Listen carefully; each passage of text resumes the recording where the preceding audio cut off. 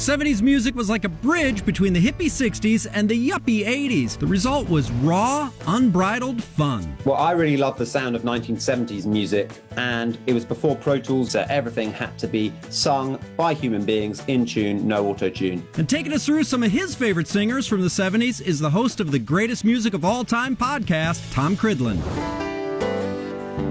Up first, Captain Fantastic himself, Elton John. Elton's albums between 70 and 76 are the greatest pop and rock albums ever made. With over 300 million records sold, he's one of the most commercially successful musicians of all time. What have I gotta do to make you love me?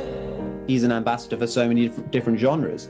Pop, soul, gospel, blues, rock and roll. You name it, he can play it.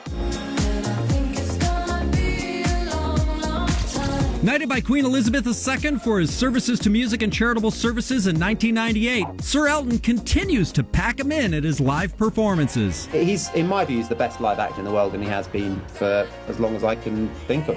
There is not an artist who has managed to stay relevant for 6 decades in the way that he has.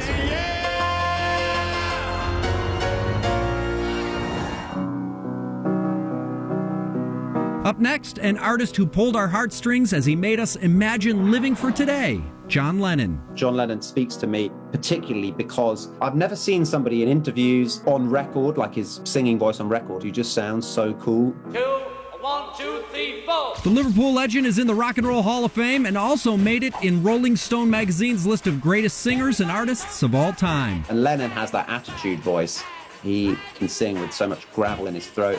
And everything that he wrote was so personal. If you want to be a hero, well, just follow me. And finally, the jive-talking genius who strutted right into our hearts, Barry Gibb. The Bee Gees were the greatest of all time, and Barry Gibb was the main songwriter for them. Your eyes in the morning sun.